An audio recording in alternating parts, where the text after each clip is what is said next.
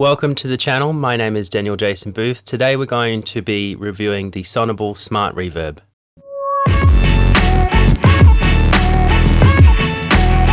So as far as reverbs go, the Sonible SmartReverb is not just a pretty face, it sounds good too. But the other thing I think is in its favor is that it's also really great at bridging the gap between simplicity and complexity, showing you in a very simple way what's happening, how those changes are affecting the sound, and keeps you focused on what's most important, which is making great music. It relies on AI technology, where you can click a button and it does a lot of the stuff for you. Does it stack up against other algorithmic reverbs? We're going to find out. For those of you who have used the plugin before or current owners, I'll show you how to get the most out of it. It's going to be an in-depth review. We're going to cover the features, some of the secrets behind some of the settings, and see what this thing can do.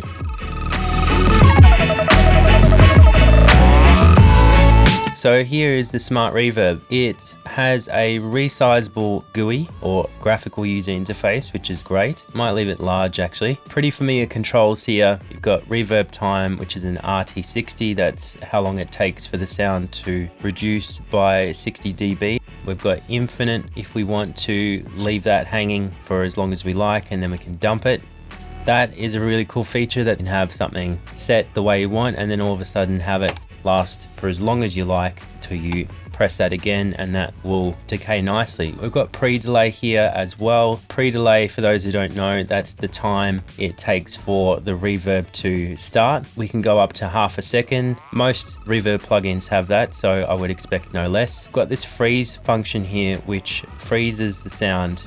I have seen that feature on Primal Tap, which is a delay made by Sound Toys. That's not an original idea, but it's a great feature to have. We've got 100% wet here, but 100% dry, maybe because of the lack of an output. If you had this plugin directly on the instrument that you wanted the reverb on, you could adjust the level by adjusting the percentage. You've also got the ability to link it. It's an inverse link, 100% wet all the way up to, I'm running out of room here, I'm gonna resize this. So 0 wet all the way up to 100% wet, and you can see that the dry does the exact opposite, so it's a nice thing.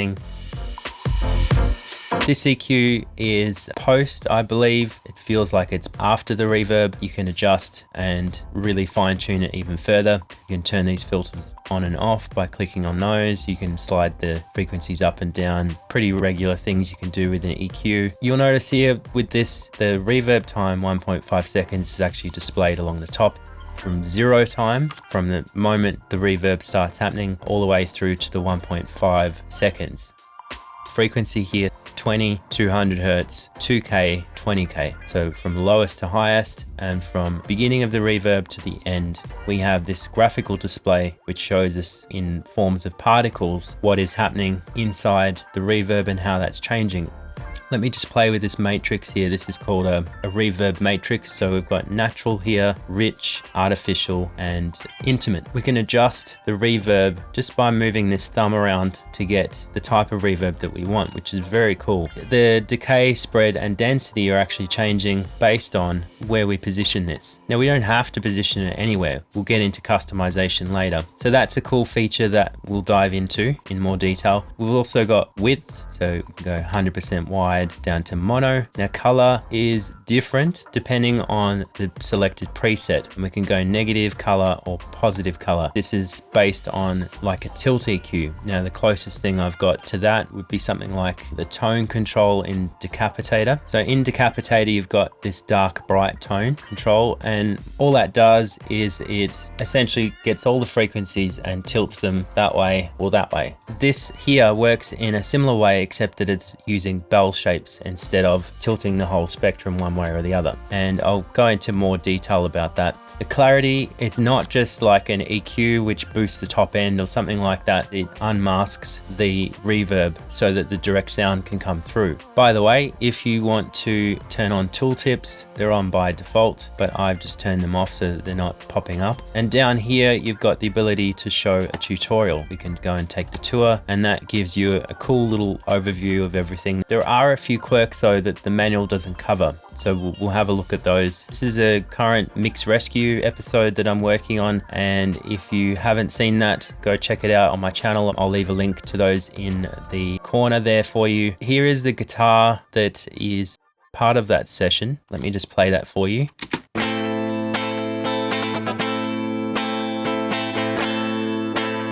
Already some slap delay set up, and I've got a delay set up. So the slap is just a J37. The delay is tape echo. So let's remove those, take those off. I might as well just run it directly on there. SmartReverb has a bunch of different profiles. It doesn't have presets per se. I was looking around for presets. I thought, okay, we've got default.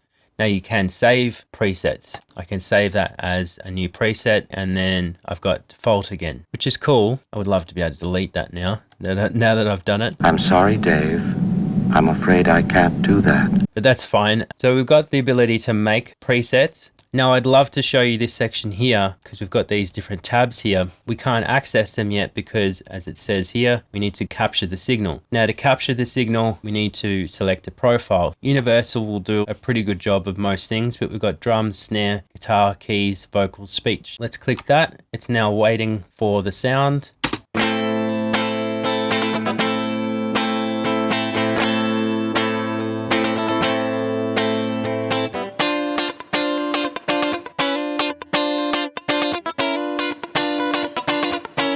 So what that's done is it's gone through, had a listen. The AI has made a decision on what are the best settings. If I would like to select a different profile, I can just go to, say, keys might be another good one. And you'll see all of these change and these change. If I decide to go in and change any of these, doesn't matter if I go back to guitar, I now don't have that ability to go through and preview different profiles.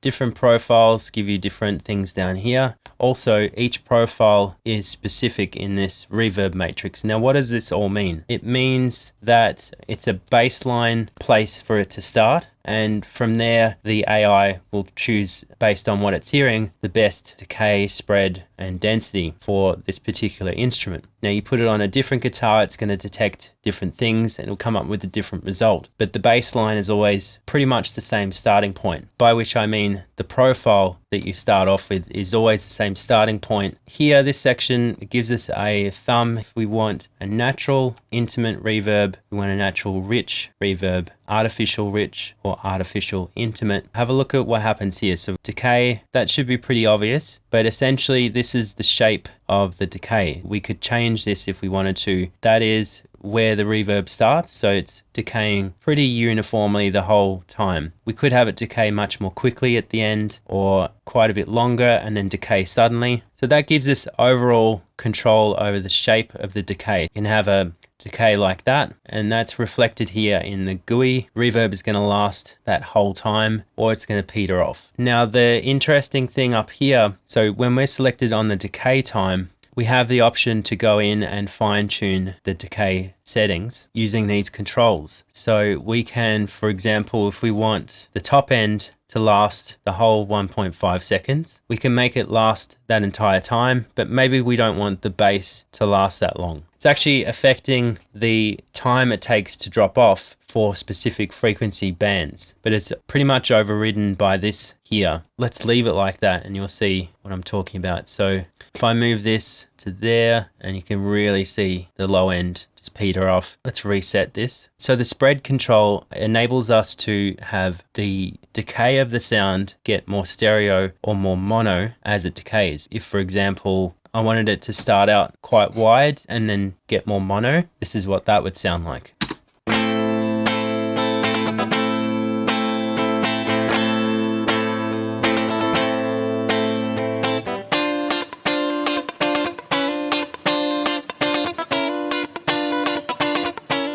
Or I could have it go the other way, more stereo.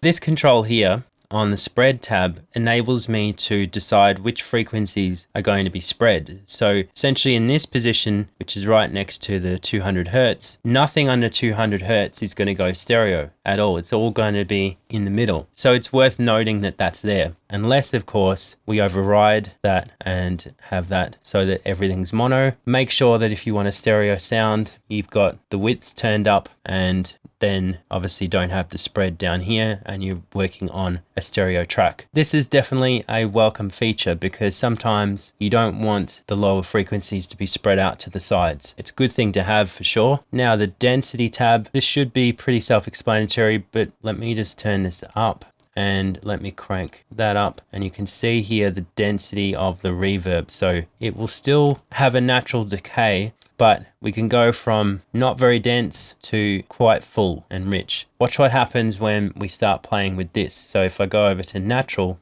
you'll see that those points shift. We've made it more natural, whatever that means. If we compare, say, the middle to intimate, I can see, for example, that the spread, you can see how that changes, okay? It's not a huge change, but it's enough to change the sound of the reverb. And the key thing to note about this is that this here is changing all of these settings all at once, and it's also changing this little time versus frequency matrix depending on how you set it. It's controlling 20 different points, 12 points here, and we've got another 8 within these different delay, spread, and density. Let's go back to guitar and just see how it affects the sound.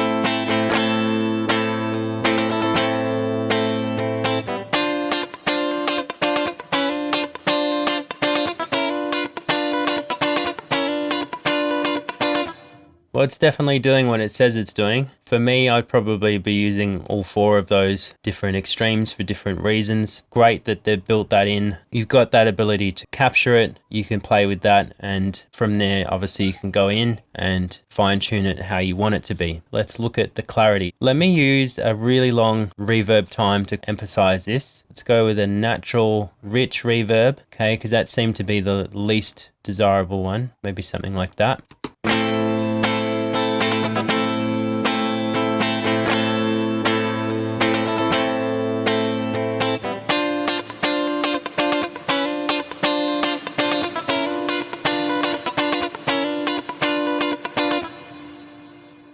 There's some sort of ducking thing going on there. Now, for those not familiar with that, I use that technique quite a lot in my mix rescue episodes. All that is that you're sending something to a compressor. The compressor's on that reverb that you don't want to cover up another instrument. The direct sound is sending into a side chain, and then that's squashing that reverb. So anytime the reverb is in the way of the direct sound, it's getting pulled out of the way, and then after that it comes back up. Let's have a play with the color.